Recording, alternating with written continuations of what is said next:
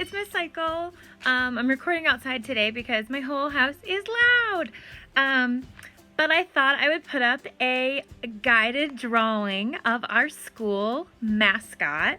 And I would love it if you guys could share some of your versions of our school mascot and then maybe include a message that you want to share to our school family, and I might be able to put some of these together to share with everybody. So let me show you my example. Here's my ivy, my little ivy hawk. And yes, I know my ivy hawk looks a little bit like a chicken, but it's okay. I'm okay with my ivy hawk looking a little bit like a chicken. Yours might look a little bit like a parrot. That's okay too. Anyway, so I'm going to show you how to draw our chicken, parrot, ivy hawk, and give him a little poster to be holding that can have a message on it for your teacher, somebody else special at school, a friend, a part of your family, somebody in our community, anything that you want your ivy to be saying, because I would love to put these together and share with our school. So here's my workspace. I have my photograph here for us to look at and my marker board. I'm going to actually use my marker board right away to go ahead and practice that beak of my ivy hawk, because that can be kind of the trickiest shape in this whole drawing. So I'm going to pretend that my marker board is the whole sheet of paper. I'm going to find the very middle. That's going to be about where the top of this poster board is. So I need to scoot up a little bit for his beak.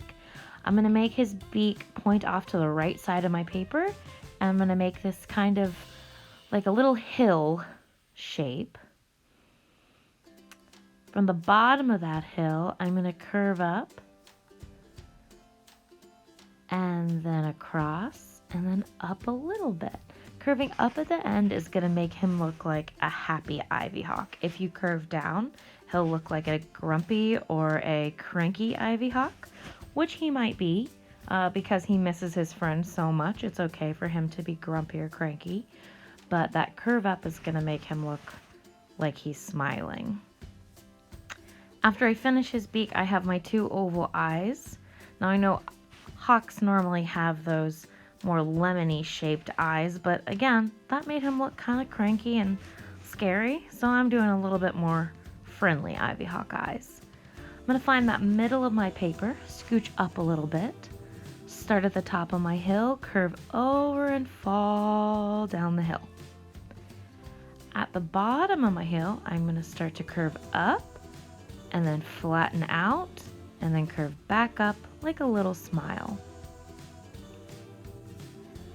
I'm going to go down and then curve over for that bottom part of my beak. And then this one almost drops down and then curves over to meet that little corner of a smile. I'm going to place my two ovals. I'm going to kind of figure out where they're going to go with my fingers. Sometimes they might end up looking a little wackadoodle. That's okay. Just do your best. And you can do the inside of your eyes however you want to do it. I'm doing it kind of cartoony. I'm filling it in black, except for one little speck that I'm leaving white, and that kind of creates a nice little highlight inside of his eyes.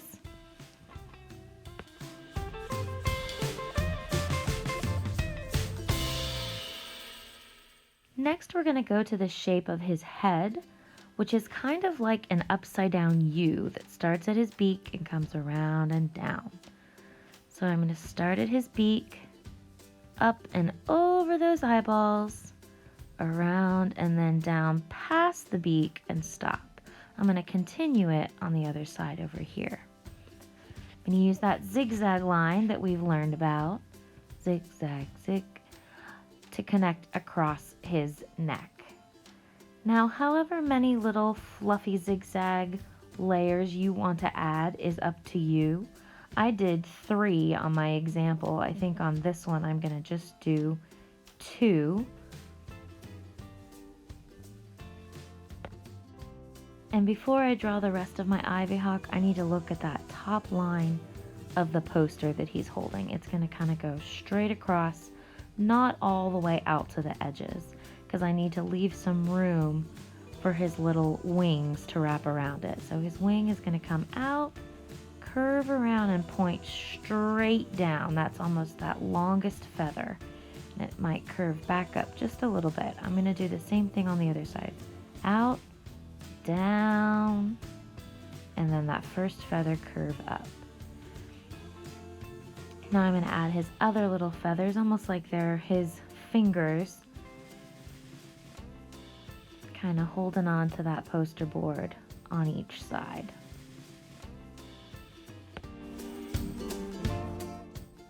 I'm going to finish the poster board that goes straight down past his wing to the bottom of my paper.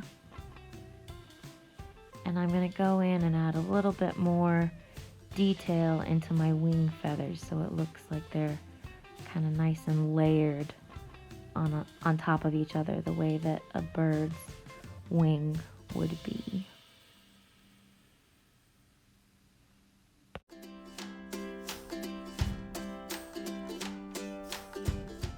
Now, just like every time I do a guided drawing, the background I really want to leave up to you. I'm going to show you this option of adding a flagpole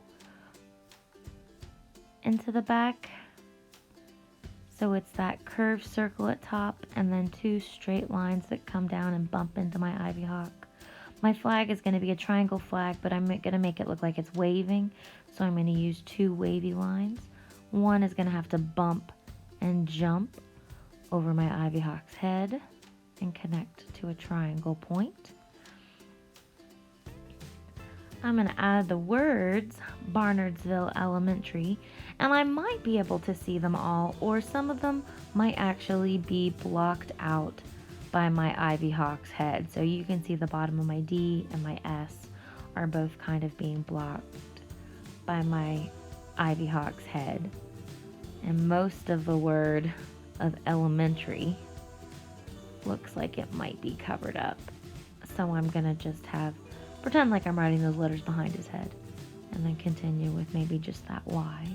And I left myself a lot of room, unlike in my example, so I might add the words ivy hawks down here near the bottom, kind of estimating what parts of the word hawks I would see. And then thinking about what other decorations I might add. Maybe I've got some fireworks shooting off in the background because my ivy hawk is just so cool that he has fireworks going off behind him. I'm going to make them just lines for now, and I might add some details when I do color. Now the next part you want to think about is what you want your sign to say. In my example, I wrote, "I miss all of my ivy hawks," because I do. I miss you guys.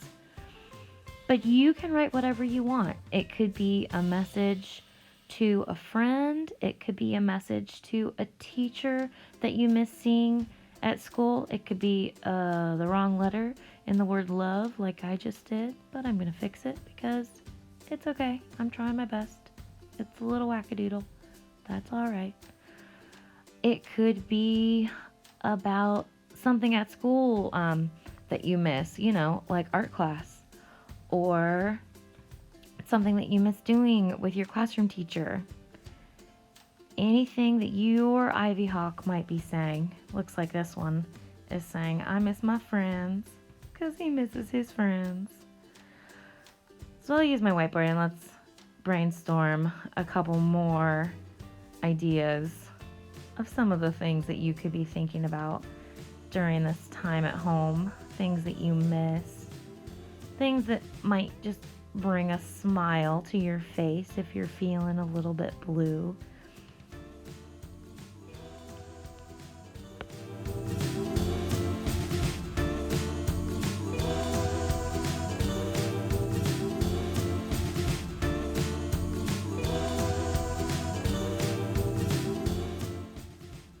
Maybe you're doing super fantastic at virtual learning and you want to brag about that a little bit, which is fine, because sometimes it's really great to be proud of yourself. Or maybe there is a specific lunch item that our fabulous cafeteria staff serves that you're just really craving right now, like that arroz con pollo, that ACP that we get. Oh, I'm missing that ACP. So what are you going to write about? I can't wait to see your drawing, so please make sure to send these to me when you finish them. And I'm going to go ahead and speed it up for my coloring. And I miss you guys.